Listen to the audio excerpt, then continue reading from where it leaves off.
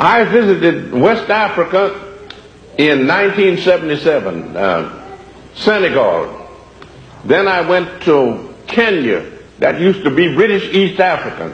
Then on up to Egypt, to Cairo, and to outside of Cairo to look at the Great Pyramid and the Sphinx, and then took a plane up the Nile River to the ruins of Thebes and walked through the temple of Ammon at Amun-Ra that was built in 3700 BC, the greatest temple that was ever built in the world. And I saw all these great things. And we know that black people built all these things. And yet Hornby was supposed to be the greatest historian of his day, a professor at Oxford University.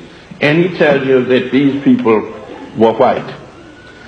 And if you listen to these people, you'll get your mind terribly balled up.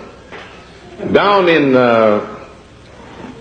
in Kenya, outside of Nairobi, I visited a village of people that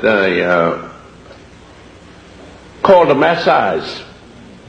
The Maasais of the same racial stock as the ancient Egyptians and the Ethiopians. And while I'm standing there looking the village over, some of these people came up and I was shocked.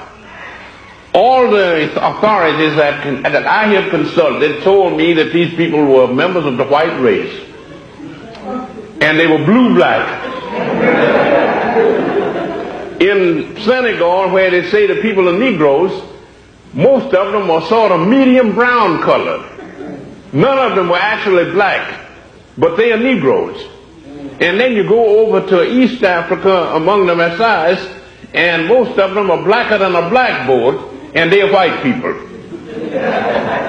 So I mean, if you're going to get the lowdown on history, you got to use your own head, not somebody else's. Now I found out that the Greeks, who were supposed to have been the founders of civilization because they were the first civilized white folks, but the Greeks got their civilization from the Egyptians. And the Egyptians were black people. And the Greeks passed their civilization on to the Romans. And the Romans are a very stupid, dumb bunch of people for the most part. They couldn't retain it. They lost it. They had a dark age in Europe for 500 years. And then another bunch of Africans, the Moors, from North Africa moved into Spain and started civilization all over again. So instead of Europe civilizing Africa, Africa has civilized Europe 2 times. So that's what you have to keep in mind. And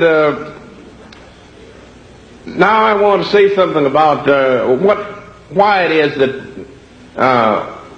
I have to be talking to you about African history. The reason I'm talking to you about it is because it's not in the textbooks. And it's not in the textbooks because we don't write textbooks. We have other people write the textbooks and they put that propaganda in there, and we are supposed to swallow it. Now we are told that after the Greeks were taken over by the Romans and that civilization decayed, and then the Roman civilization went down after the fall of Rome, and you had a 500-year dark age. We were told that Christianity re-civilized Europe and produced modern civilization.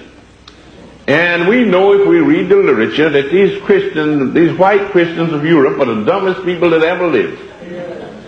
They said that the earth was flat like a pancake out in the vastness of space, with the sun and the moon and all the stars going around it. The ancient Egyptians in the Pyramid Age 6,000 years ago knew that the world was round. They knew that it went around the sun in 365 and 1/4 days. And their astronomers measured the earth, and they knew what the polar diameter was. They knew what the equatorial diameter was. They measured the circumference of the earth, and they calculated it so accurately until modern astronomers said their error was only 1 yard. In other words, the circumference of the earth is about 25,000 miles, and they calculated it with an error of about this, 1 yard.